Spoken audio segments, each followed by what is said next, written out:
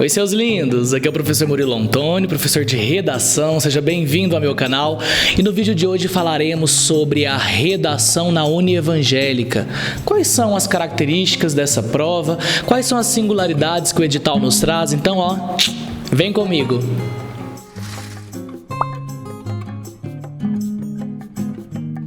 Então, queridos, sem mais delongas, vamos dar uma olhada no edital para a gente saber qual gênero, qual tipo textual a Unievangélica cobra de seu candidato.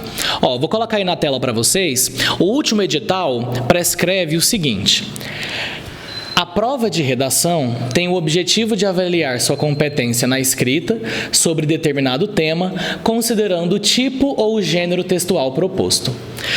Gente, isso nos indica que a Unievangélica pode cobrar qualquer tipo de gênero textual. Ela pode cobrar editorial, crônica argumentativa, artigo de opinião, dissertação argumentativa e por aí vai.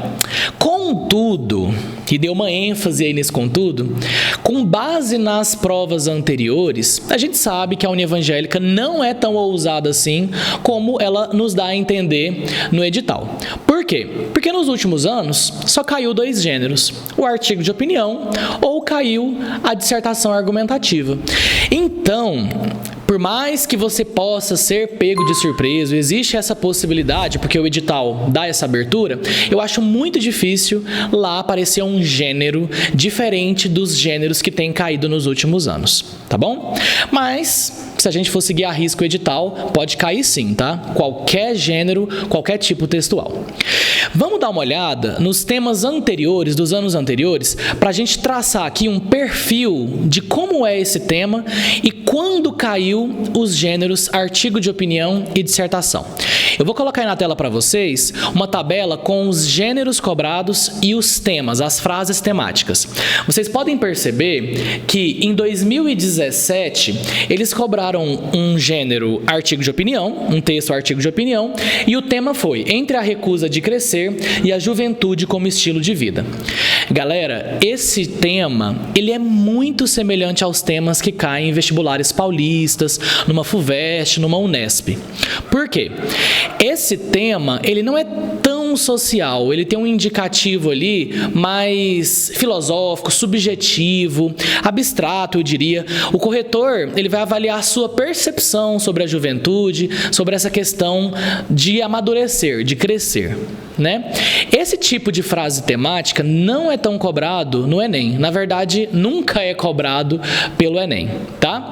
Agora, os temas posteriores a esses de 2017 já tiveram uma pegada mais Enem, uma pegada mais social, e eu acho que vocês se sentem mais à vontade nesses temas. Não sei, é um palpite. Em 2018/1, eles cobraram o tema da inteligência artificial, em 2018/2, desemprego, 2019/1, consequências da polarização de ideias, o efeito, dessa polarização, e 2019, a cultura do improviso no Brasil, práticas e resultados. Todos esses temas, eles já têm uma concretude maior, você consegue problematizá-los no cotidiano, na sociedade, e é um tema mais cara, são temas mais caros de Enem. Tá bom? Mas todos esses temas que a gente leu, o gênero cobrado foi artigo de opinião. Aí, a partir de 2019, tem uma virada, pegou muita gente de surpresa ali no gênero exigido e eles começam, então, a cobrar dissertação argumentativa. Em 2020/1, o tema foi Impactos políticos e sociais no desmatamento da Amazônia. Gente, esse tema, ele já foi cobrado inclusive pelo Enem. Há um bom tempo, acho que há mais de 15 anos atrás, eles cobraram o tema do desmatamento da Amazônia. E curiosamente, o tema subsequente aí, da importância da proteção de dados pessoais nos meios digitais, que foi de 2021/1, ele também é um tema muito semelhante a outro que já caiu caiu no Enem. Em 2018, se não me engano, o tema do Enem foi manipulação do comportamento do usuário pelo controle de dados na internet.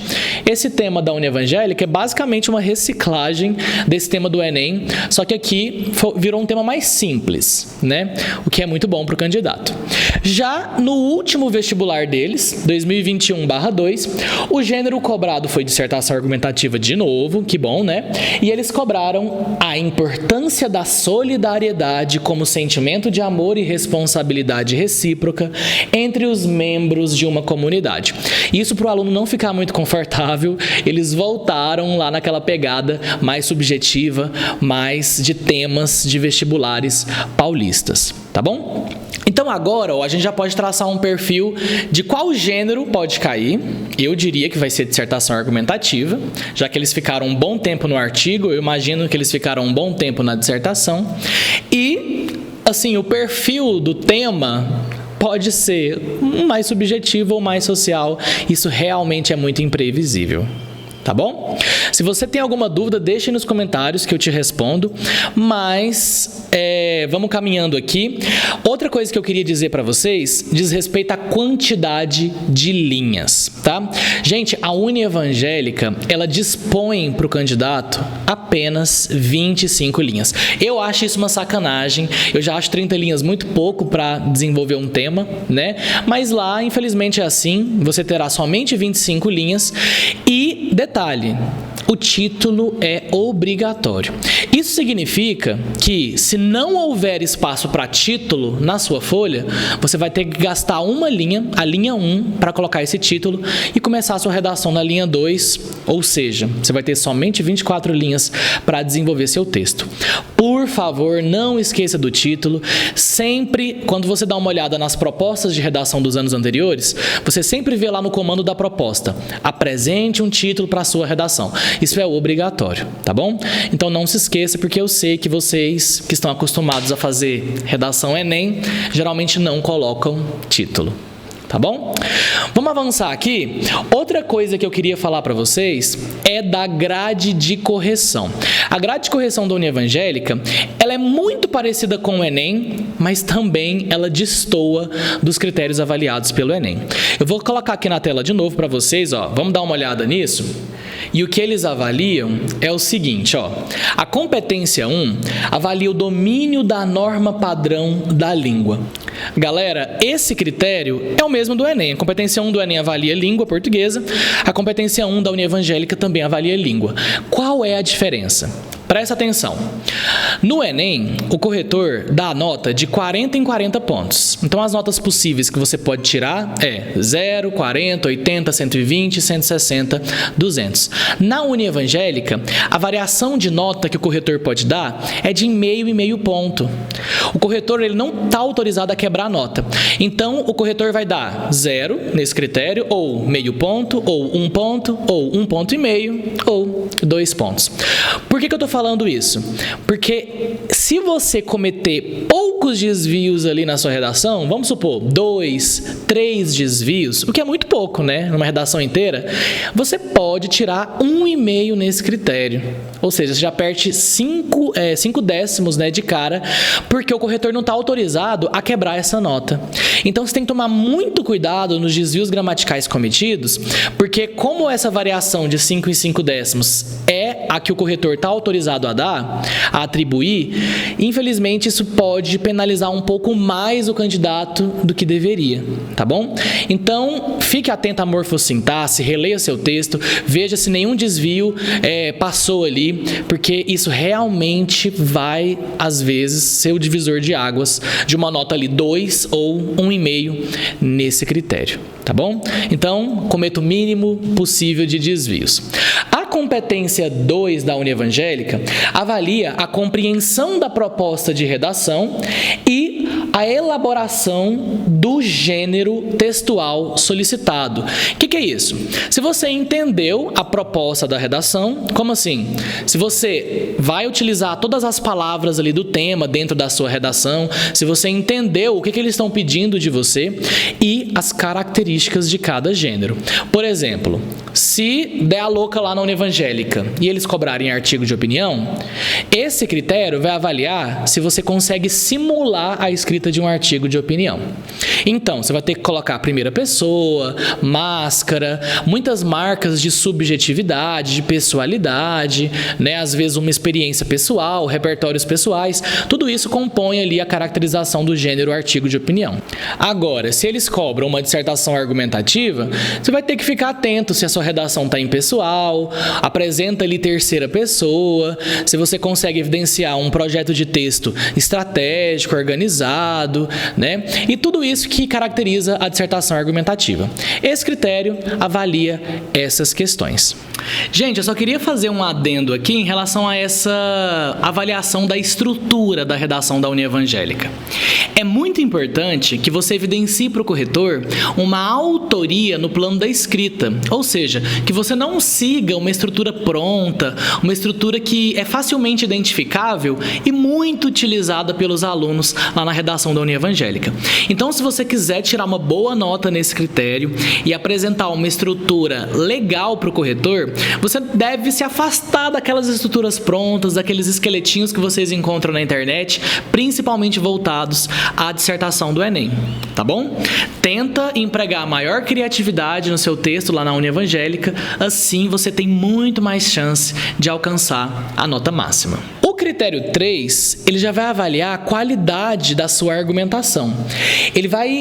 O corretor vai perceber nesse critério se você conseguiu selecionar, relacionar e interpretar fatos e informações a respeito de um ponto de vista. Então, basicamente, o desenvolvimento da sua opinião, como você compara essa opinião com uma outra coisa, como é que você relaciona as ideias, interpreta a realidade, isso vai ser avaliado nesse critério. Eu queria dizer que a União Evangélica, ela traz uma coletânea, textos motivadores riquíssimos, tá? Com ideias muito bacanas que você pode utilizar ali na construção do seu texto. Eu indico todo mundo fazer isso, tá? No momento da leitura dos textos motivadores da coletânea, você ressalta ali, você sublinha ali elementos que você acha pertinentes, que vão enriquecer a sua opinião, e eu sugiro que você utilize esses elementos na construção da sua argumentação. Claro que você não pode ficar preso às ideias da coletânea, aquilo que o texto motivador te trouxe.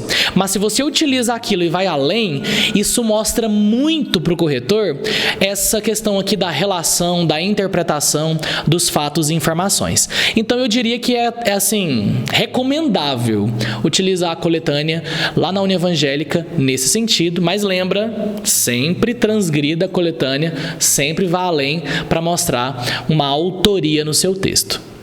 Belezinha? Esse é o critério 3. O critério 4, galera, avalia o seguinte: demonstrar conhecimento dos mecanismos linguísticos necessários para sequências argumentativas.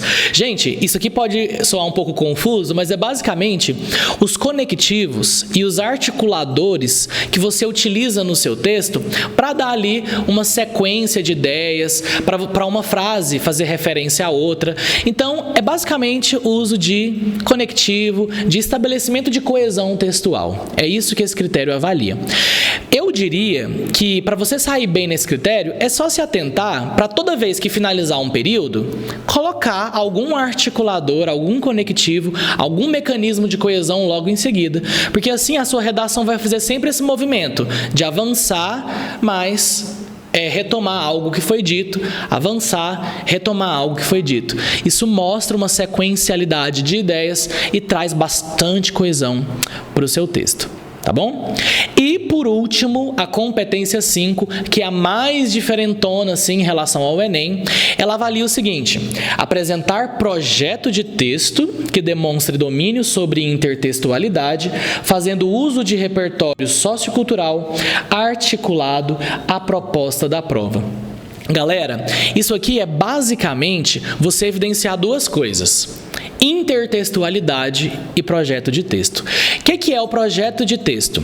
É você conseguir mostrar que o seu texto ele está organizado e ele foi pensado antes de escrever. Existe uma estratégia de texto subjacente ali à construção da sua redação. Para isso ser estabelecido num texto, você tem que conseguir fazer com que os parágrafos se comuniquem com outros, tá? Assim você consegue dar um projeto de texto, uma evidência de projeto de texto para a sua redação. Agora, a intertextualidade é algo mais simples, vocês já estão acostumados, quem faz Enem, a obedecer essa exigência. O que é intertextualidade? É colocar um monte de repertório sociocultural, de preferência das várias áreas do conhecimento, para sustentar seu ponto de vista. Então, eu diria que em cada parágrafo é muito interessante você trazer algum repertório sociocultural, algum elemento de intertextualidade para comprovar, convencer, persuadir o seu interlocutor, comprovar a sua opinião. Tá bom? Então, basicamente, isso é o que a União Evangélica avalia. Vocês devem ter reparado que esse vestibular não avalia proposta de intervenção. E aí uma dúvida que me perguntam muito é: professor, eu posso colocar proposta de intervenção na União Evangélica? Queridos, claro que pode. A apresentação de proposta, ela faz parte da construção de um gênero textual, artigo, dissertação, tá? Ela pode aparecer. Agora, claro, é obrigatório? Não. A proposta não é obrigatória. Então, se você for colocá-la, coloque ela de maneira curta, genérica, sem gastar muita linha, porque você só tem 25 linhas, né? Muito pouco. Então, eu diria que o aluno que está acostumado a colocar proposta de intervenção na conclusão, que apresente essa proposta de maneira bem curta, rápida, porque isso não vai ser avaliado ali como o Enem avalia, né? Não tem uma competência que avalia só isso na União Evangélica. Então, feita essa ressalva, feita essa orientação, eu queria sintetizar aqui tudo que a gente falou nesse vídeo. Ó, vai fazer União Evangélica? Por favor, apresente título na sua redação, que terá apenas 25 linhas, utilize a coletânea, transgrida a coletânea, apresente repertório sociocultural em todos os parágrafos, evidencie um projeto de texto, ou seja, coloque os parágrafos dialogando uns com os outros e apresente intertextualidade, repertório sociocultural o tempo todo para convencer seu corretor e para persuadir quem está lendo ali sua redação. Tá bom? Antes da gente terminar esse vídeo, eu queria dizer que 350 pontos é o que vale a redação. Gente, 650 pontos é a nota das questões ali objetivas e 350 pontos a nota da redação. Olha o tanto que vale, né? Eu tenho muitos alunos que fizeram o vestibular da União Evangélica para outros cursos e depois fizeram o vestibular para medicina. O que eles me dizem é o seguinte, que o vestibular de medicina tem uma avaliação bem mais criteriosa e rigorosa do que quando você faz ali outro curso, tá bom? Então, se é o seu caso, se você deseja pleitear uma vaga no curso de medicina, eu diria para você fazer uma redação muito bem feita, tá? Não deixa erro passar, porque vale 350 pontos e eles têm um olhar mais rigoroso na avaliação desse texto, porque é o curso mais concorrido da faculdade. Então eu vou ficando por aqui. Eu queria dizer que quem deseja fazer um curso para aprimorar a dissertação e o artigo de opinião, eu elaborei um curso totalmente voltado para a União Evangélica. Eu vou deixar o link aí na descrição. O meu curso foi hospedado na Hotmart. E nesse curso você vai aprender a fazer introdução, desenvolvimento, conclusão, vai aprender repertório sociocultural, tudo isso voltado para atender às exigências da União Evangélica. Nesse curso também eu vou ensinar você a como transformar uma dissertação em artigo de opinião, caso eles deem a louca lá e cobrem esse gênero. Mas vamos torcer que não, que eles continuem na dissertação. Tá bom? Gente, se você gostou desse vídeo, por favor, curta, se inscreva, entra no nosso canal do Telegram para você sempre saber das novidades da Intertexto. E eu vou ficando por aqui. Beijo no coração. Bye!